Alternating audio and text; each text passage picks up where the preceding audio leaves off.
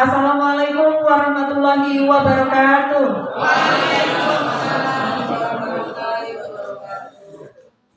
Untuk menjalani aktivitas hari ini, mari kita lakukan semangat pagi terlebih dahulu. Nanti ketika saya mengucapkan selamat pagi, Bapak Ibu bisa menjawab pagi-pagi luar biasa, sangat spektakuler. Bisa nih Bapak Ibu? Bisa. Selamat pagi. Pagi. Luar biasa, sangat spektakuler. Oke, tepuk tangan untuk kita semua. Baiklah Bapak Ibu, di sini saya akan menyampaikan tentang pembelajaran mendalam. Sebelumnya saya telah melakukan pertemuan atau bisa dikatakan Bapak Ibu itu selama 6 hari.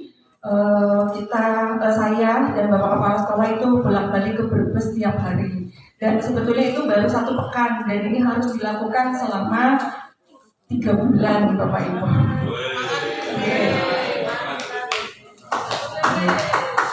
Baiklah, kita lanjutkan. Untuk yang pertama yang akan saya sampaikan yaitu apa tentang pembelajaran deep learning. Kemarin kita sudah punya gambaran ya ketika IHT memanggil narasumber yaitu dari Bu Siti Isbandia. Kita punya sedikit gambaran mengenai pembelajaran deep learning.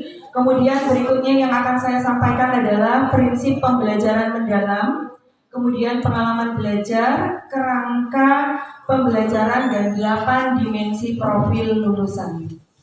Oke, kita lanjut.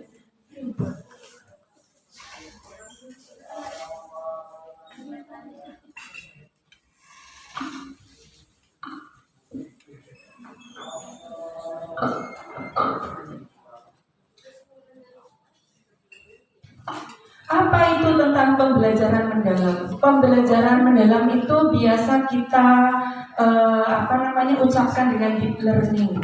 Ya, deep itu berarti mendalam, learning itu adalah pembelajaran. Nah, definisi dari pembelajaran mendalam ini merupakan suatu pendekatan, bukan perubahan kurikulum.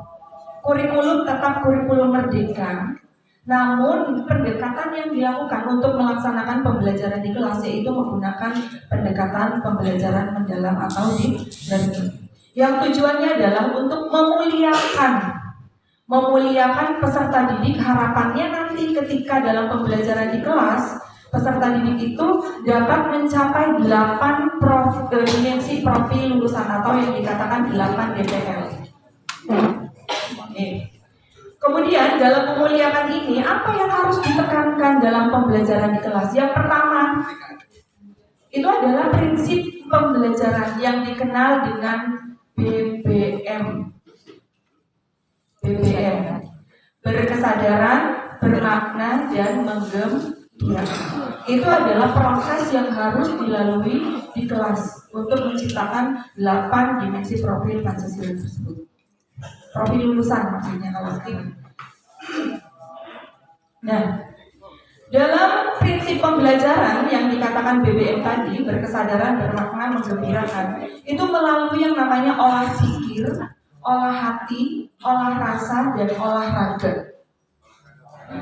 Melalui itu. Olah pikir itu berarti di situ siswa harus mampu berpikir kritis. Kita menerapkan strategi pembelajaran apa yang cocok agar siswanya itu dapat berpikir kritis. Kemudian yang berikutnya adalah olah hati. Olah hati dan olah rasa itu hampir sama. Bagaimana di situ siswa kita sebagai guru, siswa harus bisa memanajemen emosionalnya. Kan kita tidak bisa yang namanya memarahi siswa, itu juga bentuk memuliakan Bapak Ibu. Kita tidak memarahi siswa, itu bentuk memuliakan. Tapi bisa dengan secara teguran, tapi dengan cara yang baik. Itu bentuk memuliakan. Kemudian olah rasa. Di sini siswa bisa memanage emosional. Ya, artinya di situ siswa sadar, oh ini saya dalam pembelajaran di kelas. Berarti saya tidak bisa berperilaku seenaknya. Kalau ada siswa yang berperilaku seperti itu, kita tegur. Cukup kita tegur, kita bilangi. Ya. Kita jangan marahi, karena apa? Bentuk memarahi itu adalah bentuk dari bukan yang memuliakan. Yang berikutnya adalah olahraga. Aspek dalam olahraga ini kita tidak selalu dengan olahraga kita loncat-loncat di kelas dan sebagainya, tidak Bapak Ibu. Ya. Misalnya kita dengan melaksanakan investigasi ke lingkungan sekitar, siswa berjalan, itu pun sudah bentuk olahraga. Artinya siswa tidak hanya diam duduk di kelas. Atau mungkin tadi kita dengan berkesadaran, mindfulness. Tadi kita selamat pagi, luar biasa, spektakuler. Itu kan kita dengan gerakan. Itu adalah bentuk dari olahraga. Kita lanjut.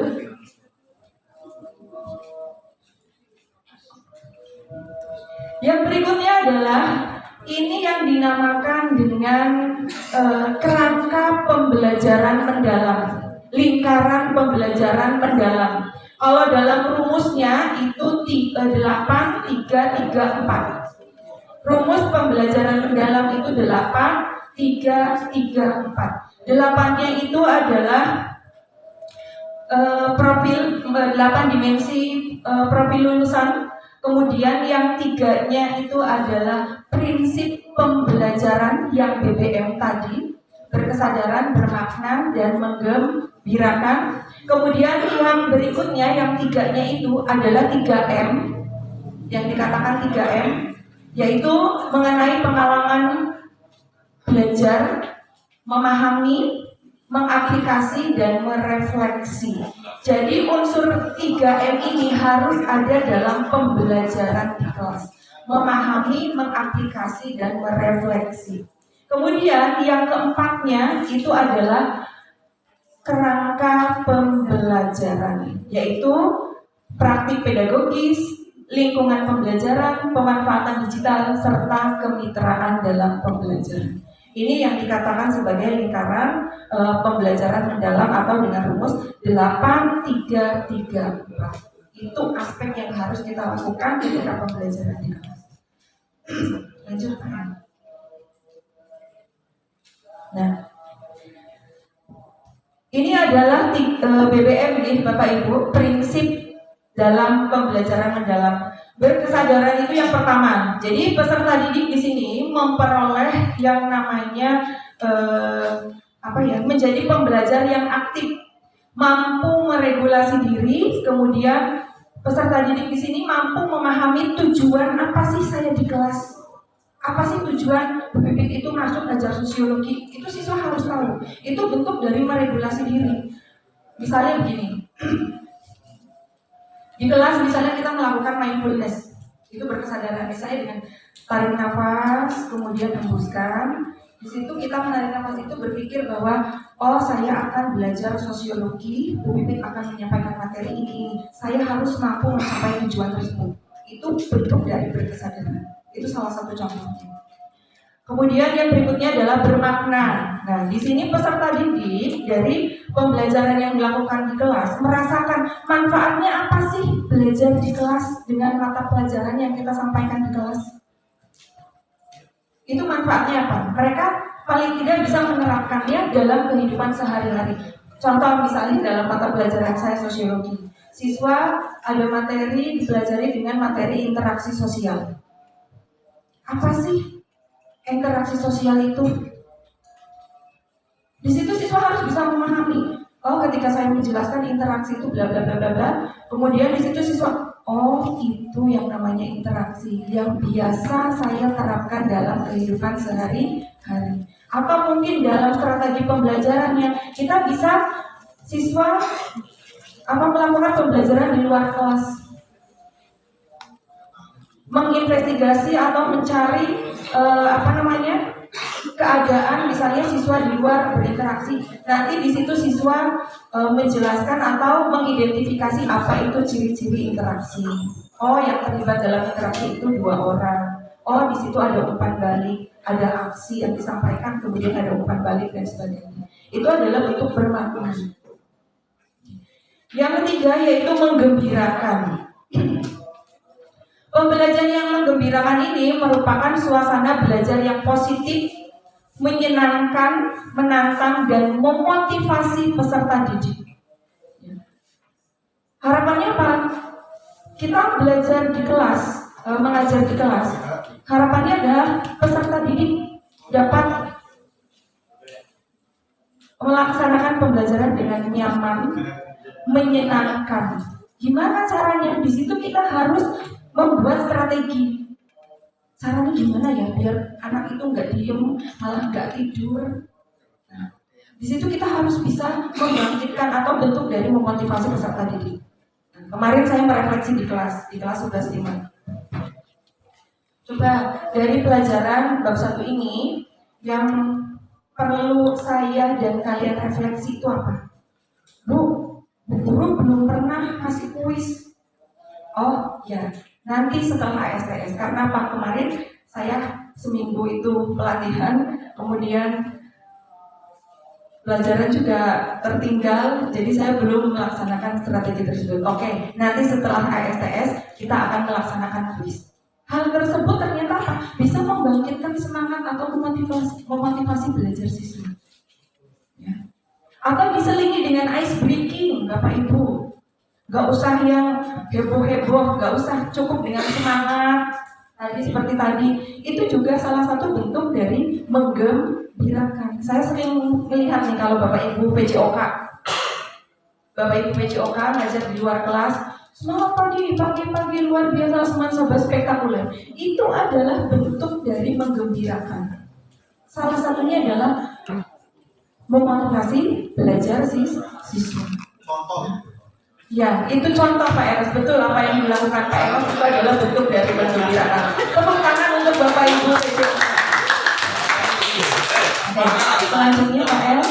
Nah, ini yang disebut dengan 3M, yaitu pengalaman belajar, memahami, mengaplikasi, dan merefleksi.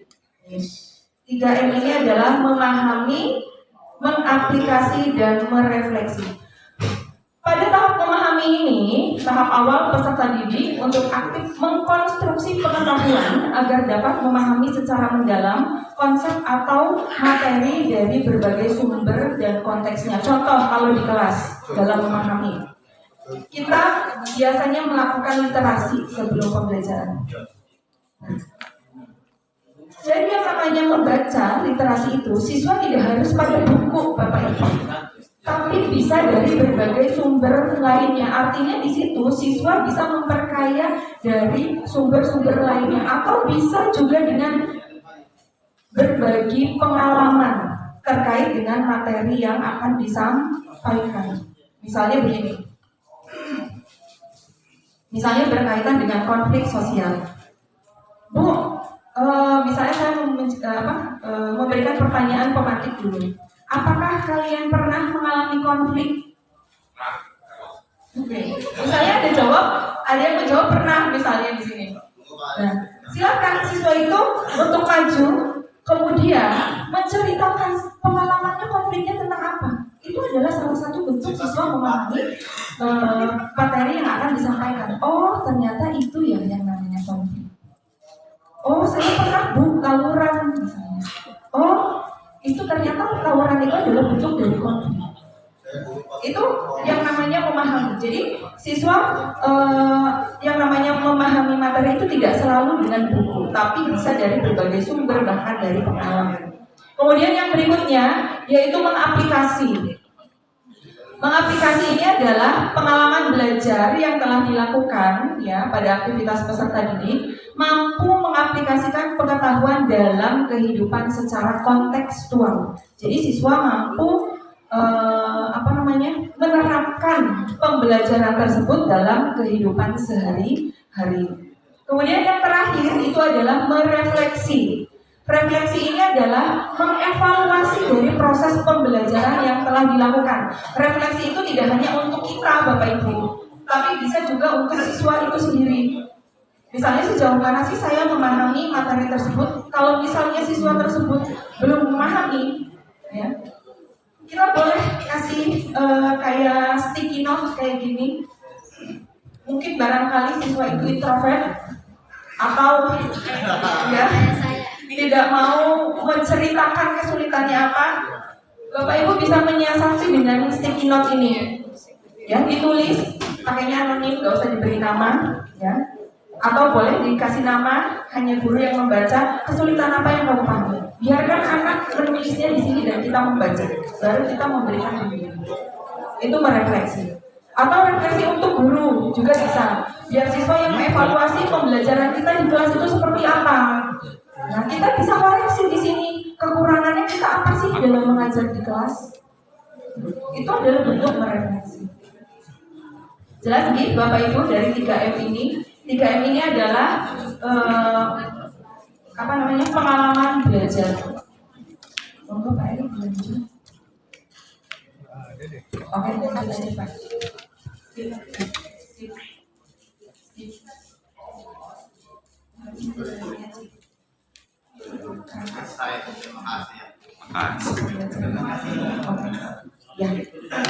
Yang berikutnya adalah tentang kerangka pembelajaran. Kerangka pembelajaran ini adalah unsur yang ada dalam perencanaan pembelajaran atau namanya kalau dulu itu RPP.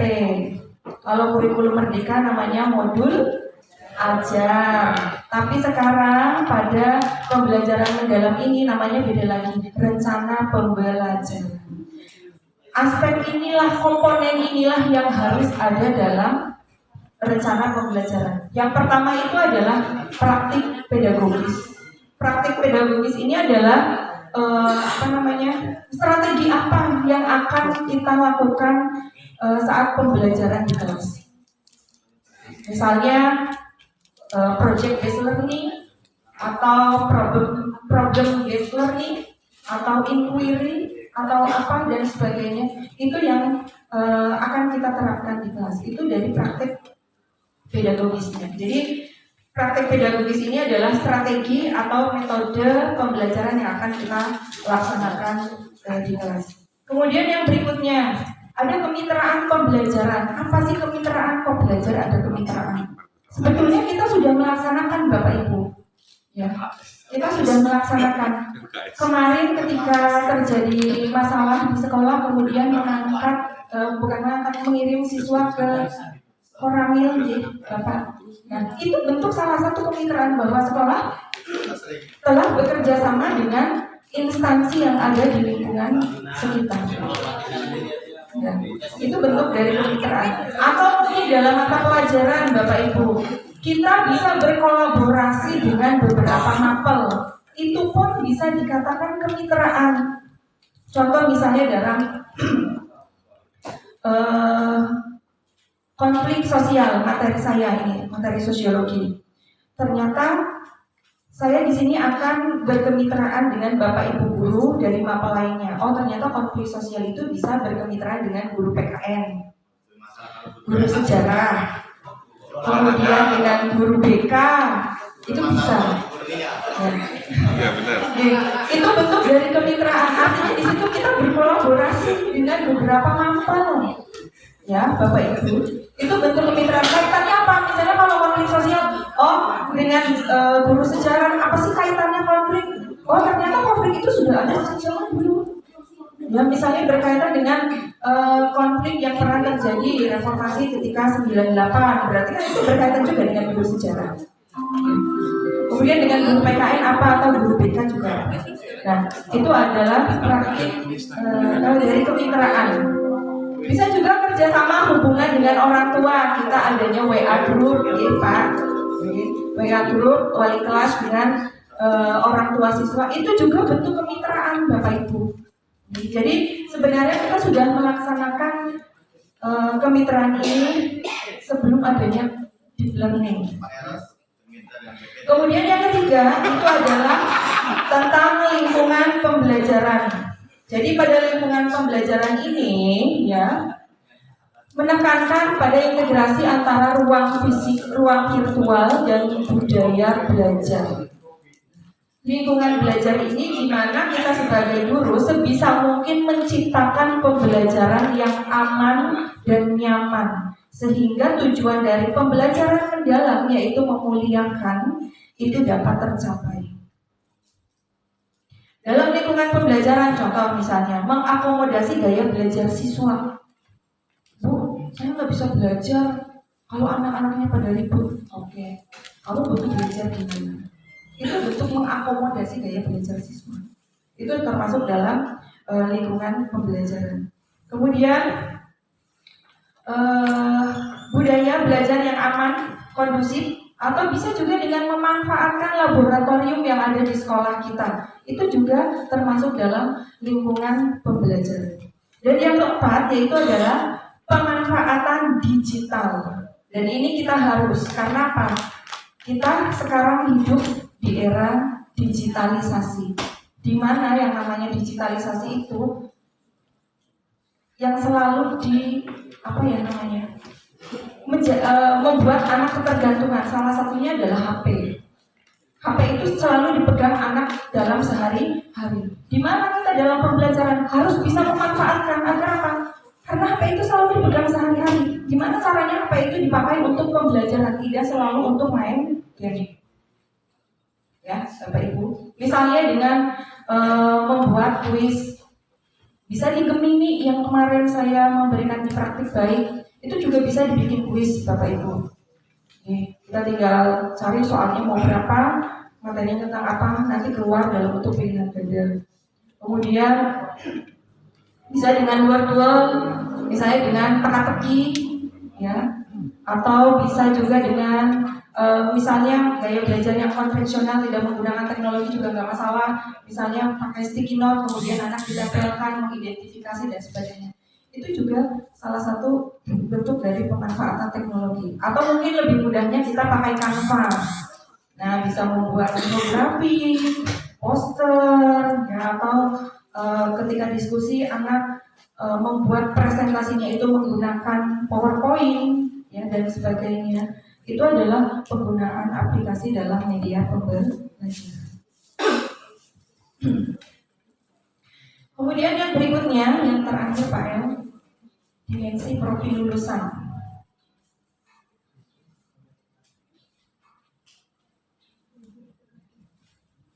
Ada nggak ya Pak?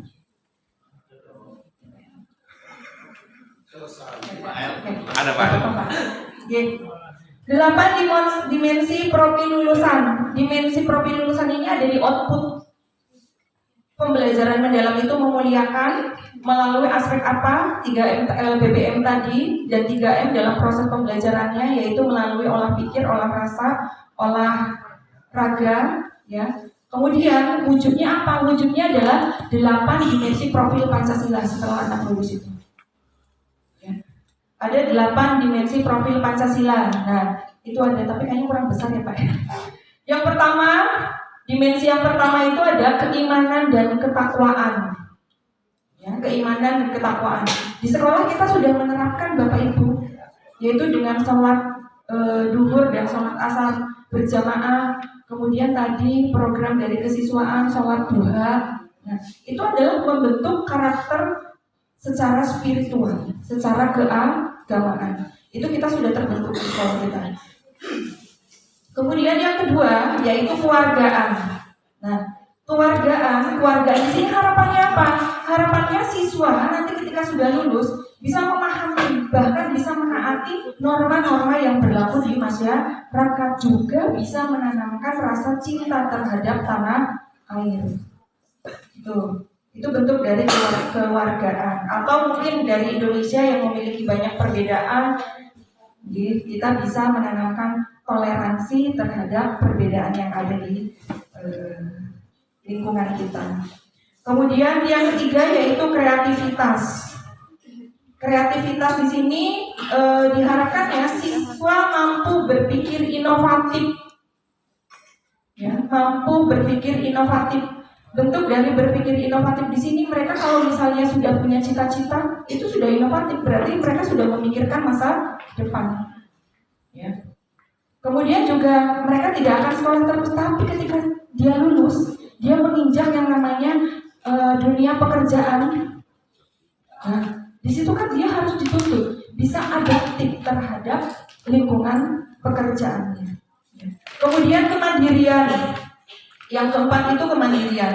Kemandirian ini harapannya mampu menyelesaikan tugas dan dapat mengatasi hambatan. Bentuk dari tanggung jawab, misalnya anak menyelesaikan tugas dengan tepat waktu, itu bentuk dari kemandirian dari 8 dimensi profil lulusan. Atau misalnya dia terlambat, ya nggak apa-apa, itu bentuk dari tanggung jawab, berarti dia sudah berusaha untuk mengumpulkan tugas, Bapak Ibu, walaupun mungkin dia terlambat. Kemudian yang kelima yaitu penalaran kritis. Nah, harapannya siswa mampu berpikir logis, ya. Mampu berpikir logis, mampu menyelesaikan masalahnya, ya, secara mandiri, ya, mampu menyelesaikan masalahnya. Kemudian yang keenam ada kolaborasi, yaitu mampu bekerja sama atau gotong royong. Nah, ini bisa diterapkan dalam pelajaran atau kokulikuler. Di kamelan ngomongnya kokulikuler. Itu bisa diterapkan. Di situ kita bergotong royong. Contoh kemarin kita dalam P5, itu kan ada aspek yang dinilai salah satunya adalah gotong royong. Itu bentuk dari kolaborasi. Dan yang ketujuh adalah kesehatan. Harapannya individu ini menjadi individu yang sehat secara fisik dan secara mental. Nah, secara fisik dan secara mental ini sebetulnya butuh kerjasama, butuh kolaborasi antara sekolah dengan orang tua. Antara sekolah dengan orang tua. Sehat secara fisik, pantauan di rumah seperti apa, kemudian di rumah dididik oleh orang tuanya seperti apa, yang di sekolah kita tinggal memoles dan sebagainya. Itu adalah bentuk dari kesehatan baik secara mental ataupun secara fisik. Tujuannya untuk apa? Mewujudkan ya individu yang sejahtera secara lahir dan batin. Itu tujuannya. Kemudian yang terakhir itu adalah komunikasi. Komunikasi ini mampu menyampaikan ide, gagasan, dan pendapat. Kemudian mampu berinteraksi secara efektif. Ya, mampu berinteraksi secara efektif. Kita juga sudah menerapkan, misalnya dalam pembelajaran diskusi, ya di situ ada moderator, kemudian dia menyampaikan, siswa menyampaikan pendapat, ya memberi masukan, kritikan. Itu adalah bentuk komunikatif, Bapak Ibu. Ya. Dari 8 dimensi profil lulusan ini dalam satu kali pertemuan ini tidak harus ada semua. Bapak Ibu bisa memilih sesuai dengan tujuan pembelajaran. Misalnya dalam satu kali pertemuan ada 8 dimensi pembelajaran. Yang dipilih adalah kemitraan, misalnya, kemudian ketuhanan, keimanan, ketakwaan terhadap Tuhan Yang Maha Esa, sama kemandirian. Gak masalah. Nanti bisa dilakukan 8 dimensi yang berikutnya di pertemuan berikutnya. Ya, Bapak Ibu. Sampai di sini kira-kira ada yang mau ditanyakan Bapak Ibu terkait pemahaman tentang materi pembelajaran mendalam? Tidak ada? Oke, kalau tidak ada, saya punya pantun. Bukan pantun, Pak. Ini sudah saya siapkan. Surprise. Ya. Ini terkait tentang 8 dimensi profil lulusan. Setidaknya kita bisa mengingat apa yang harus dilakukan di kelas, kemudian harapannya, outputnya kita mengajar siswa itu apa. Oke, ini saya bagi sticky note, Pak Alvin, monggo.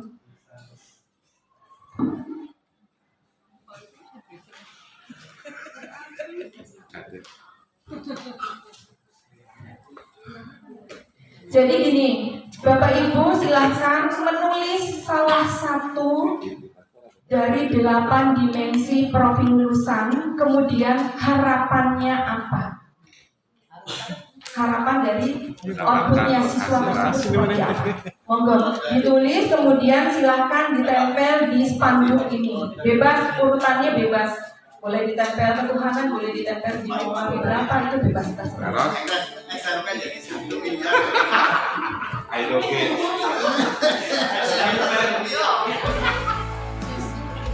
Bisa campur.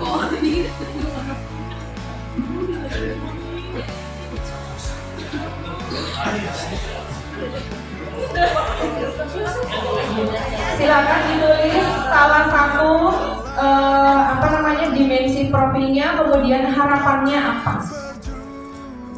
Monggo, silakan.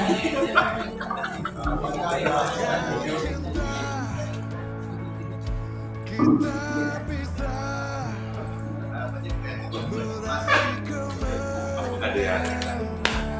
Cepat banget gitu.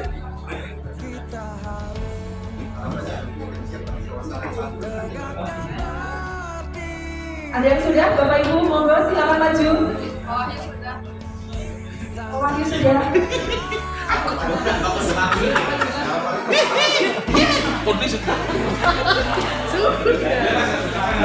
Bentar Pak, saya lihat di kamera ya Pak. Pak Wahyu, dimensi apa? Kesehatan, menjadi individu yang sehat secara fisik dan mental. Good ya, kita tepuk tangan buat Pak Wahyu. Ya, berikutnya sama Bu Mita, monggo Bu Mita. Apa Bu Mita? Kreativitas diharapkan peserta didik mampu berpikir secara inovatif, memiliki ide-ide dan kreatif. Didik yang berakhlak mulia. Ini berarti keimanan dan ketakwaan. Boleh silakan. Sama. Kadang ada bunyi. Kemandirian mampu menyelesaikan tugas dan dapat melakukan satu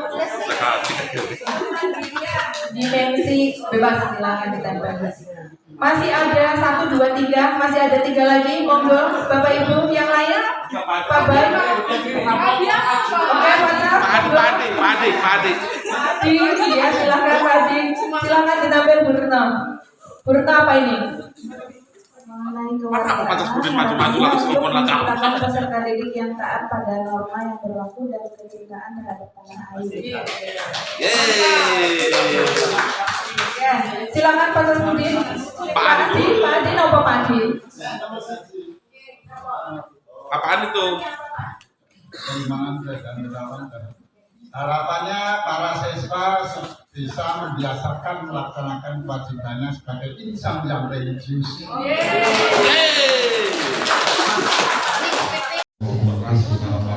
Maka dari itu outputnya mudah-mudahan ketika anak nanti menjadi peserta bebas dari korupsi karena mereka diawasi sama Tuhan Yang Maha Esa. Monggo Bu Lina, silakan ditambah. Hidup Aidoge. Tentang komunikasi, siswa diharapkan santun dalam berbicara, tidak asbun. Aduh, apa itu asbun boleh? Asal bunyi Bapak Ibu, oke ya, ya. Sudah terpenuhi ya, oke ya. Kita tepuk tangan untuk Bapak Ibu hebat SMA Negeri 1 Banjar. Lagi. Papa mau maju? Mau. Pengen. Ya, monggo Pak, silakan Bapak Nire. Monggo Bapak Nire. Bisa dicatat dimanapun Pak. Padahal itu Tetap. Keimanan dan ketakwaan. Ya harapannya ini untuk dari Pak Sasmudin tadi. Karena sekarang krisis kepercayaan dari masyarakat, harapannya dengan keimanan dan ketakwaan akan lahir pemimpin-pemimpin bangsa yang anti korupsi seperti itu. Terima kasih Bapak Nire. Cukup ya Bapak Ibu, sebelum penutup kita joyful dulu. Kita menyanyi bersama. Pak Ivan bisa mengiringi? Ini kita sambil menghafal 8 dimensi profil lulusan Bapak Ibu, tapi menggunakan lagu Balonku. Ya, Balonku. Jadi nanti gini, ayo kita kenali. Bisa nggih Bapak Ibu? Ya, bareng-bareng. Ayo nggih. 1, 2, 3.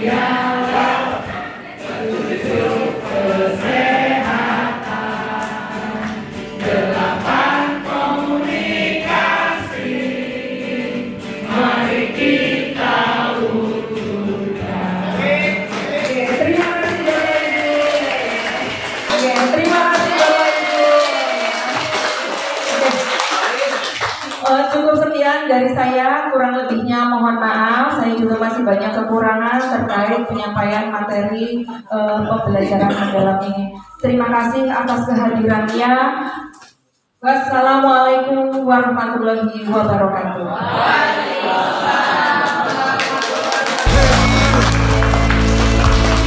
Nyalakanlah api perjuangan